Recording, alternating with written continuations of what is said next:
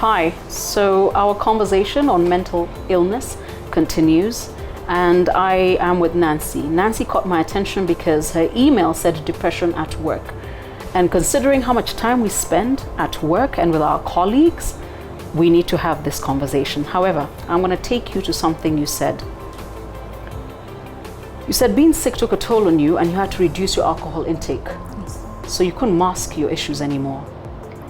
And you say, I think that is when I had to face all my demons and pain without alcohol. You say, I was raped as a kid by my uncle, and my mom and grandmother beat me up really bad when this was discovered, and the whole thing was hushed. I have grown up trying to forget all these things, and all of a sudden, I'm getting nightmares. I can always see my uncle trying to strangle me. How old were you? I was around six years old. Mm-hmm.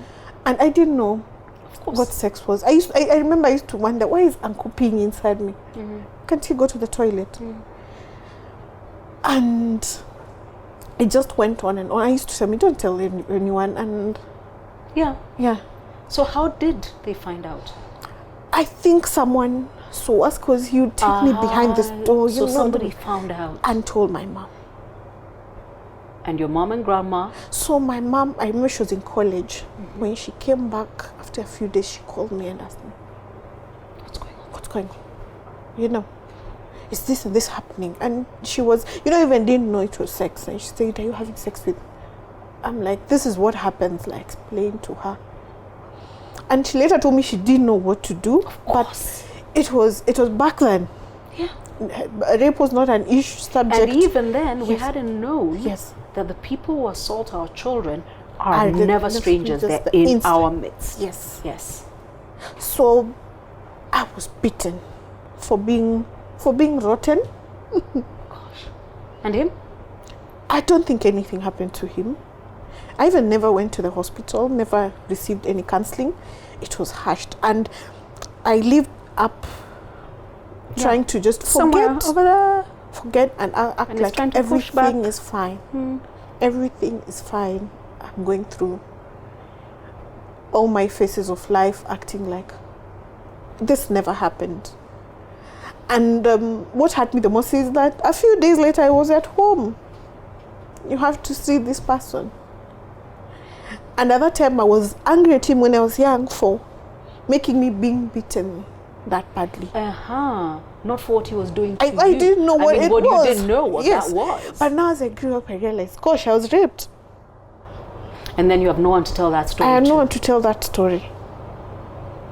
I have no one to tell that story to. Now, I'm aware that you've seen a psychiatrist. Yes. You're on medication. Yes. But have you had counseling? Not yet. Okay, mommy. Yes.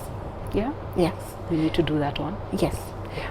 Because I was told to try and confront your uncle. Because I remember there are issues I see on social media about rape.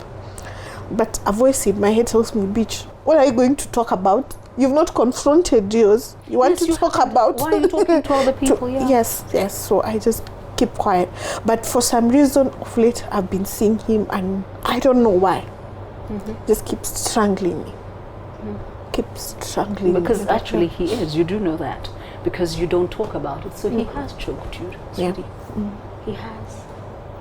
So I know you're seeing a psychiatrist. That's why you've been diagnosed. Yes. My 2 cents is you also need counseling. And not just for you, for those 2 boys in your life. True. For the man in your life who probably doesn't understand why he has an angry woman and a strange woman sometimes. You know what I mean? But also for you. For you. So tell me, now that you are sober, let's talk about when you are not. No, because... And you see, I've gone through, I'm going backwards now, you said. Yes. When I had my firstborn, we separated with the dad. After 2 years, I was heartbroken. I got into alcohol and totally numbed my pain. Yeah. So when you say you got into alcohol, what sort of drinking were you doing? And I'll tell you why. In fact, it's something I've discussed with my team here. We have to talk about the fact that we drink too much as a nation. We think we are okay, but we are actually, and there's a generation of functional alcoholics. Yes. There's nothing wrong with a glass of wine with dinner, but when you say you used alcohol, how much were you drinking? I'd finish a Jameson on my own. You'd finish what? Jameson. On your own? Yeah. Okay, over a week, a night? A night. That's actually not possible. It is. No, that's actually not possible. Caroline, it is possible. And still be able to work the next day? I would go. I would get to the house around 3 a.m. Take a shower. Sometimes I tell myself, if I go to bed, I won't wake up. So yes. you just shower and shower, you go. cold shower, just relax. And then and go to work. Go. And most of the time I'd be at work on time. And at work. A bottle? I am not lying. It started poli, you know. I remember I served reds, and then you discover whiskey, and then you take whiskey, and you see your tolerance just... Of course, yes. The tolerance just keeps increasing. Of course. And I think there's a time that I really told myself, I finished a whole bottle of, it's called bottle of Jameson on my own. And I'm fine. And I worked. So, yes. I guess my other question is, because obviously that was your buzz. Yeah. What did you do at work? Were you almost like that chick who puts a bottle in the drawer? I used to carry alcohol, sometimes put in the water bottle, just add water. Because you see, yes, whiskey you take with water. So people are just thinking you're taking water. That you are healthy conscious like this? Yes. Adding cucumber, I was taking water, but it was alcohol. No, you said cucumber, and I was thinking if I was a gym chick and there was cucumber in my water, you're good to go. So the whole day... Are you telling me that you can have a swig at work? Yeah. And you'll be surprised how many people actually do. No. The fact that this is true and it's something I want to talk about is very apparent to me. Yes. Because you don't know how scary it is for me sometimes to be at a meeting at 8 in the morning, 8:30, and I can tell I am the most bright-eyed bunny in that room. I can tell, and I'm sitting there thinking, how are you all looking so disheveled? And I realize these people are not just hangovered. Some of them are on. Hi. They're on. Yes. And on the days I couldn't carry my water bottle, we shared the compound with a kaba. So I just go. I feel the buzz is going down. Yeah. Yes, you go. Yes. The energy level. You top up. Take a shot of Malibu, because Malibu smells like coconut. Come back smiling.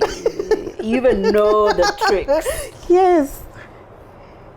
You come smiling, working. And you're working anyway. So there are no complaints. No complaints. So to go back to where we started, when it comes back to the office, it's only when you took away the alcohol, yes, had to deal with your pain, yes, had to get on medication, is when now clearly the office is understanding we've got to deal with this is what Nancy's going through. Yes. And I think because you told me you'd been given time off actually just for your medication. Yes. And I think if I had not gotten sick, I'll probably be in rehab. Yes. Yes. For sure. Because that was also a sign that all is not well, that there's something I'm masking.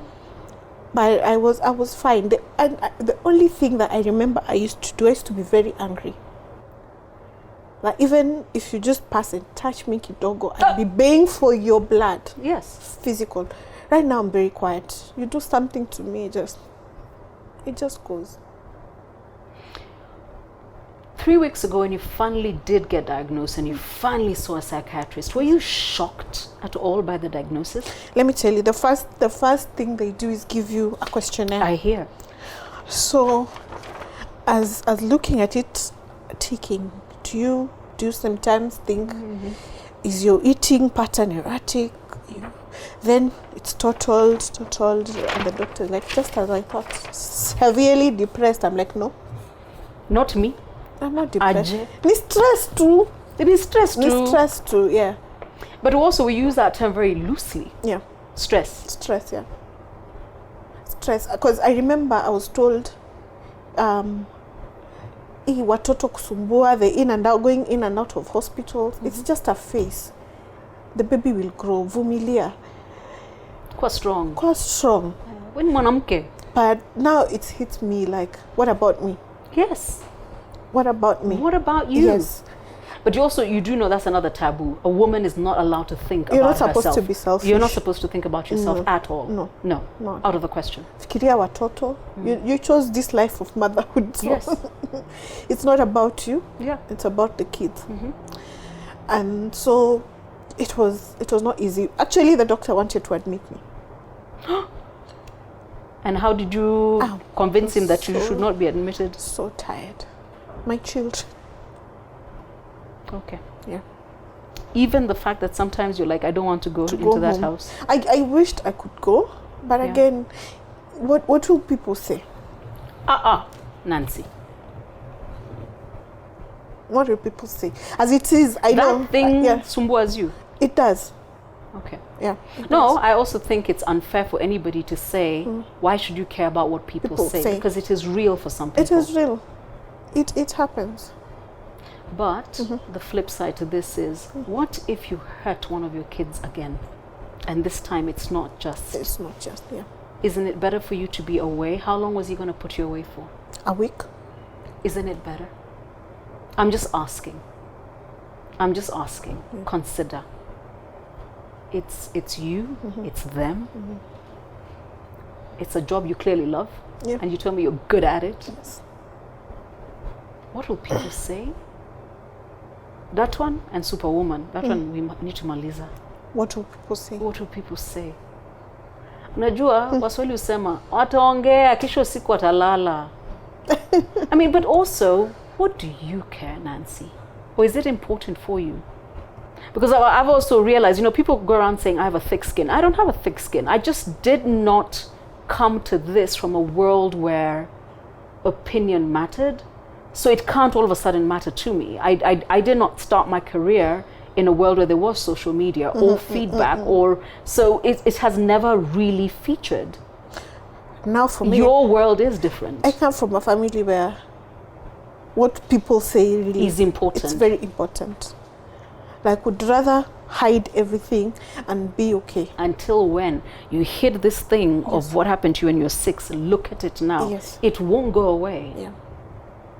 But something else you said in conclusion, you say, I hope through my experience I'm able to hold someone's hand and tell them that I understand. Yeah. I hope to use my writing to reach out to more people about mental health. I hope that I will be a better colleague to anyone going through depression.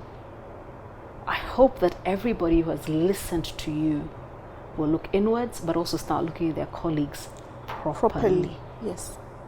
Not with judgment, because I think we judge also our colleagues harshly. We do. We do. We do. I know just because I work in a very eccentric, I'm in a creative industry. Yep. So it's very easy to dismiss people's eccentric behavior as akoivo. Yes. No, but I told you, I lean more towards my male colleagues because I notice they don't have, and they also don't know how to say they're Yes. going through something. Yes. Because, with the girls, I usually like, close the door. What's his name? And in no time, was the ugly crying. And we're good. And I'm happy because the only reason I do this is that I learned a long time ago. If I don't know what's going on with you, I'll never get the results I want out of you. True. If I don't know what's going on with you, and it took me a while to remember that. As a HOD, as a manager, I'm like, no, let's before what is it? And I will ask, how, if I know you have children, how are your children? How is so-and-so? So-and-so, yes. How's, So I think it's important for us to be kind to our colleagues. Even if you don't understand what is Be kind. good, be kind. Yeah. Be kind. Because I've seen people, there are people like us, we cry easily. Yeah, we do. We do cry easily. And when you see your crying being made fun of and being asked, do you know Mimi nimepitia nini? I have lost my children today and I'm still strong. And I say, I can call you mjinga and you laugh it off. And someone takes it so personally. Don't invalidate their pain, their yes, feelings, yes. their issues. Stop invalidating. Because what can be small Yes. for me Yeah. is a big deal issue for somebody for else. somebody else. And Yes. for me, what is a big deal or not important at all, I still meet people who are like, how are you? I'm like, I am me. Yes. But my journey and yours are so Are so different. different, My life yes. experiences are so different from Yes. yours. You cannot be me and I cannot be you. Yes. So me, I meet you where you are. That's the way I do it. I meet you where you are. Let us just try. And when you can't say anything, be quiet. Yeah. For managers, heads of department, Yeah. HR, who are watching this video, what do you want them to know? You've told us all to be kinder and to, watch out for our colleagues. Yes. But for the people who are quick to issue the warning letter, If a colleague has been performing or is not performing for a specific reason, before sending that letter, before denying them their salary, sit down with them, ask them what's wrong. And if you can't understand, send them to an expert so that you get to understand what is happening. I think it's high time as employers, HOD, HR, they get to understand mental health. Probably psychiatrists be called so that they understand, because it is time. it's time. It is time. There are It is many people time. going through Yes, a lot. it is time. It is time. Your email, Yes. I mean, it literally jumped at me. I said, there it is. Yeah. The thing I was not talking about. Depression at work. work, yes. The place we spend 80% of our time. Awake. Awake. Because we go home to sleep. I Yes. love you. Yes. Yes. Yes. We Bless spend you. awake, But yes. what made you say, I am going to tell my story? Just in conclusion, as we wind up, I just wondered how many people are going through what you're going through. what I'm going through. And I think talking to my psychiatrist, I said, silence, It's a killer. it is a killer. It's a killer. Because at one point I said, maybe I need to change jobs. But if I change jobs and I'm not okay. No, you're still taking you to the next To the one. next one. And It's not yes. another Nancy. Yes. Yes. Yes, so I need to be okay, and I need to talk about it. And I said, I asked myself, what do people say? What do people say? But I know Write to 1, me. 2, 3, 4 Write people. to me. Yes, You've got my number. Call me in Yes. exactly 2 weeks and tell me if you don't feel lighter. That it's. it's out. Thank you. Because it eats you from inside as well. Yes, it does. And one thing, it reflects on your kids. Oh yes. Because I realize, especially the one breastfeeding, Mm-hmm. if I'm not happy, if I'm anxious, he behaves in a certain way. Because he can feel He you. can feel. Yeah, he can Can feel. feel. You. Yeah. Bless you. Thank you. And you will be well. I will be well, yes. And there's no running away from the psychiatrist. Mhm. There's no running away from actually getting counseling. Yeah. And your medication is important. Yeah. If you had a sprain, would have told you take painkillers and have a cast for 3 months. You're unwell. Take your medication and don't let anybody shame you out of it. But you're awesome in all sorts of ways. Really? Yes. Thank you. No, thank you. Thank you. Subscribe.